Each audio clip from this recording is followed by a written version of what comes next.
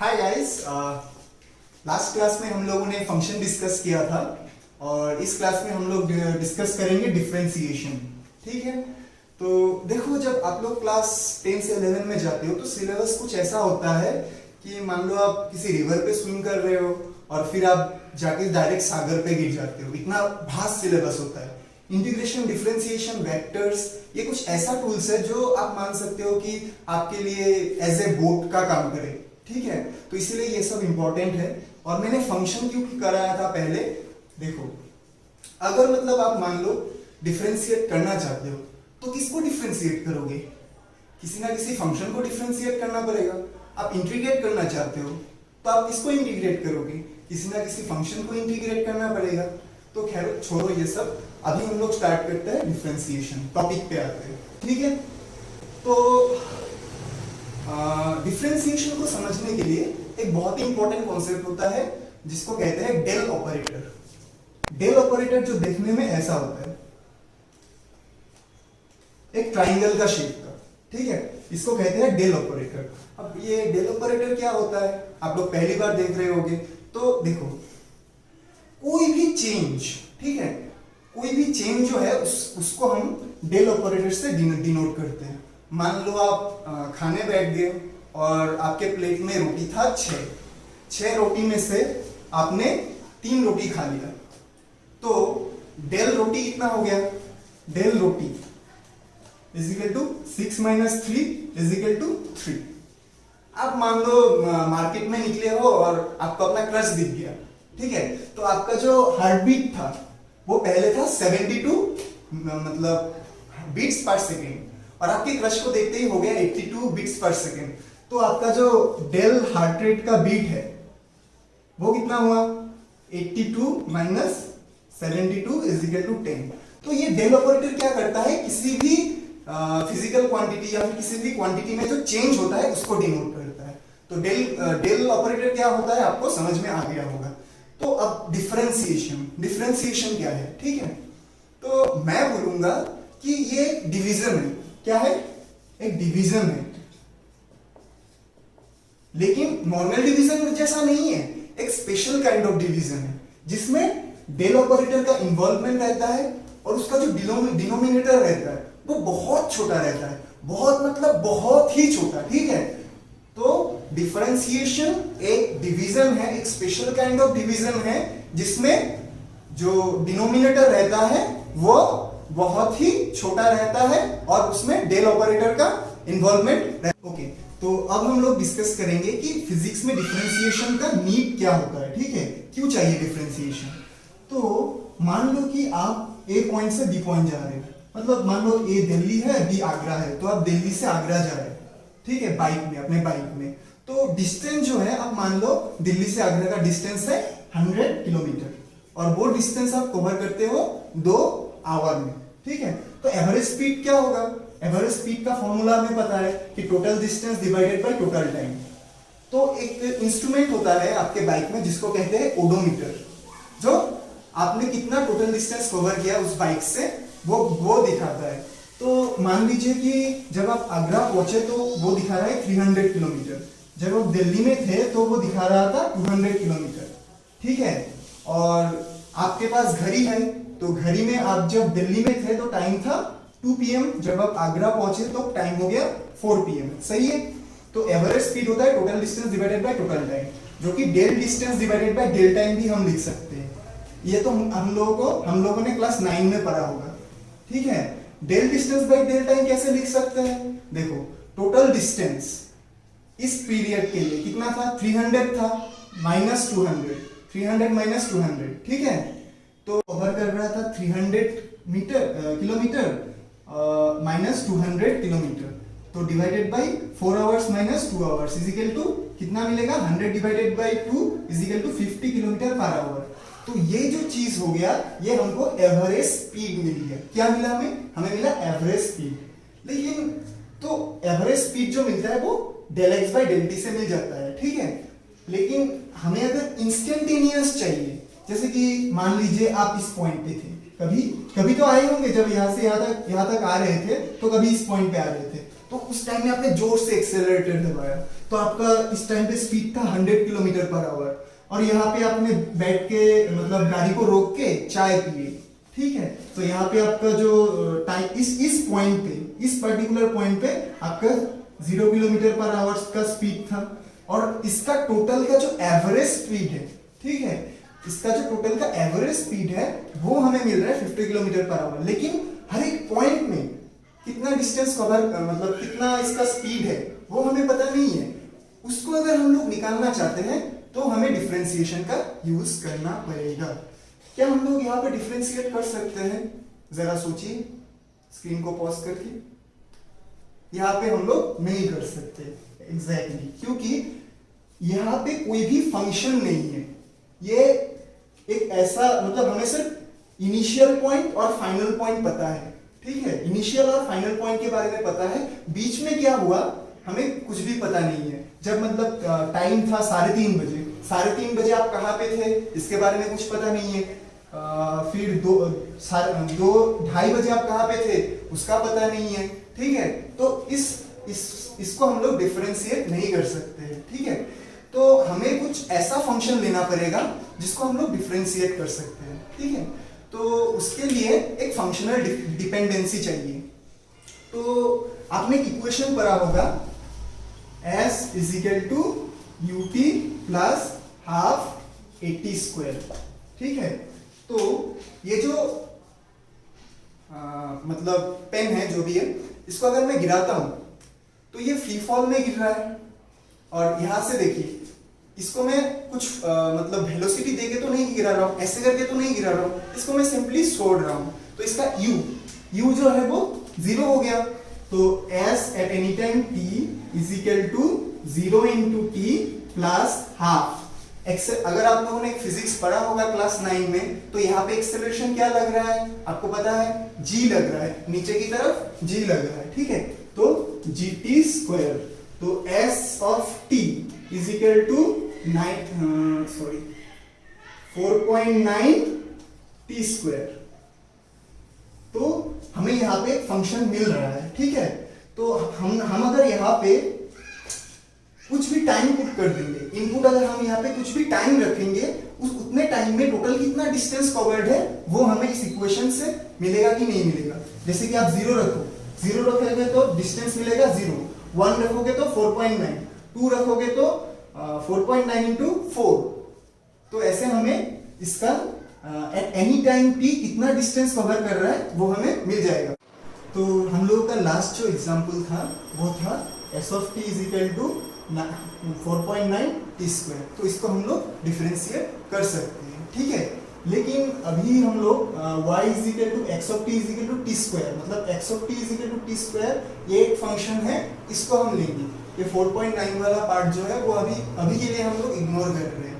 क्यों कर रहे हैं? क्योंकि इससे कैलकुलेशन थोड़ा इजी आ जाएगा, ठीक है।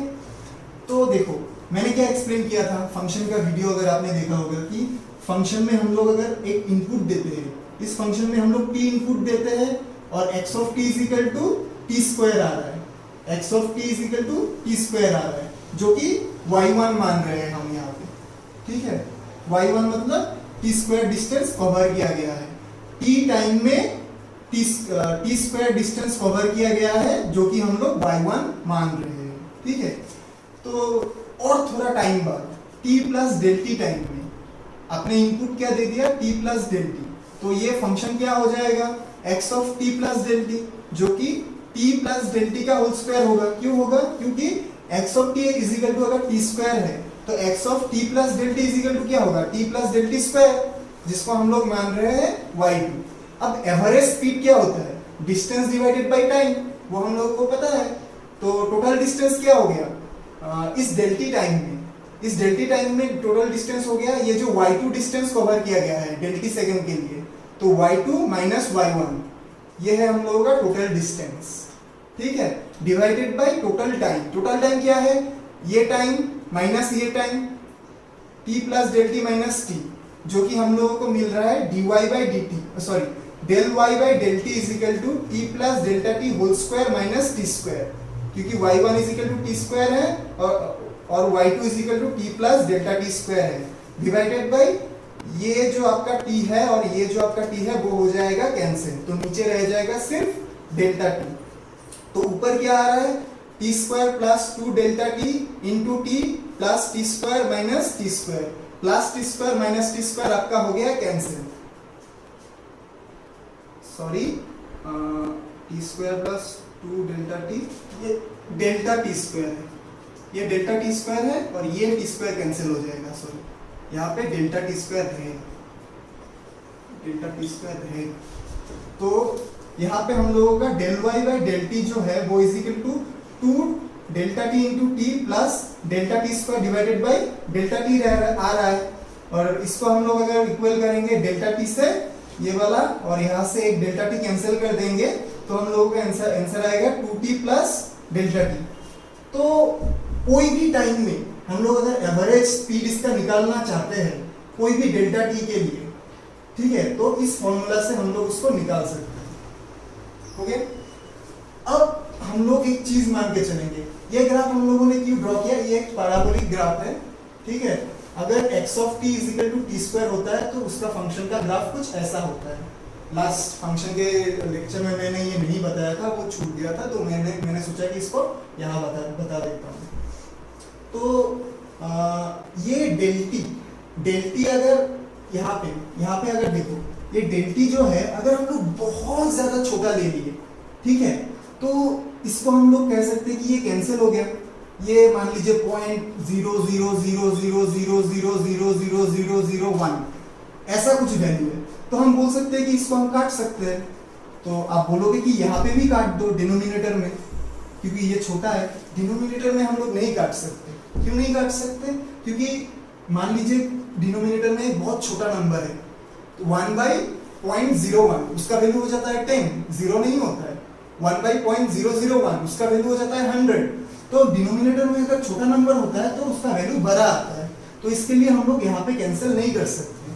तो अगर ये डेल टी जो है, ये डेल टी को अगर हम लोग टेंस टू 0 कर देंगे, मतलब बहुत छोटा कर देंगे, ठीक है, तो हम लोग उसको dy बाई dt लिख सकते हैं।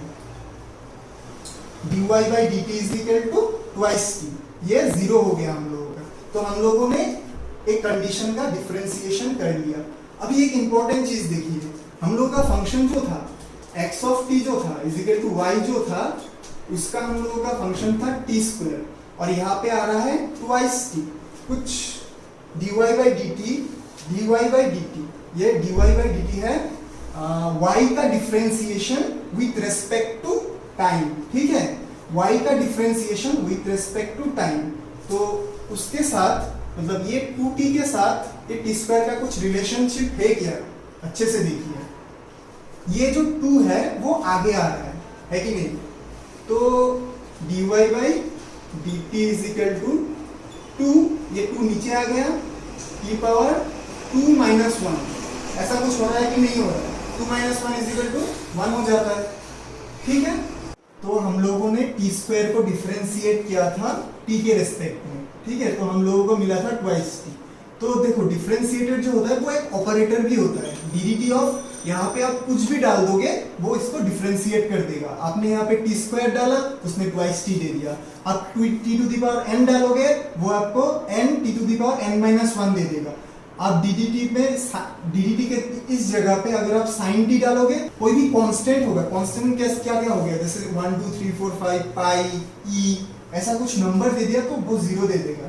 फिर अगर आप प्लस माइनस करते हो, एक फंक्शन है प्लस माइनस दूसरा फंक्शन है, उसको अगर आप ddt करते हो तो ddt ऑफ वो वाला function plus minus ddt of next वाला फंक्शन हो जाता है, ठीक है।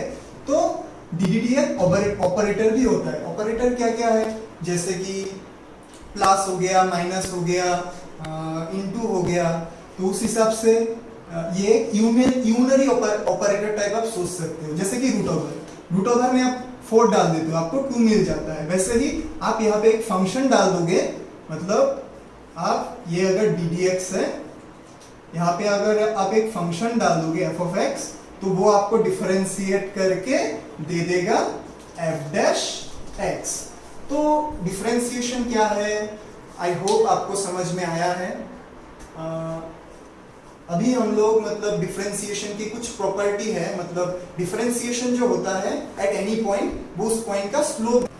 तो ये हम लोग एक कर्व ले रहे हैं, जैसे कि मैंने बोला था कि डिफरेंशिएशन जो है वो कर्व के हर एक पॉइंट पे, इस पॉइंट पे इसका स्लोप देने वाला है, इस पॉइंट पे इसका स्लोप देने वाला है। स्लोप क्या होता है, जैसे कि ऐसा वाला, ऐसा इसका टेंजेंट जो होता है, ऐसे इसका जो टेंजेंट होता है उसको हम लोग स्लोप बोलते हैं, ठीक है। तो हर एक पॉइंट पे इसका स्लोप देता है।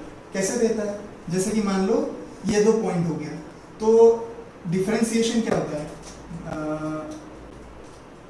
ये माइनस ये नीचे रहेगा।